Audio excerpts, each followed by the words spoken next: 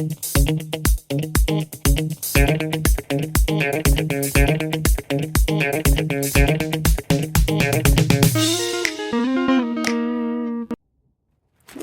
hi.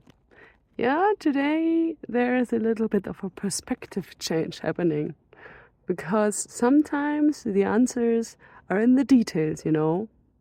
Will it be the case for the next question? Let's see.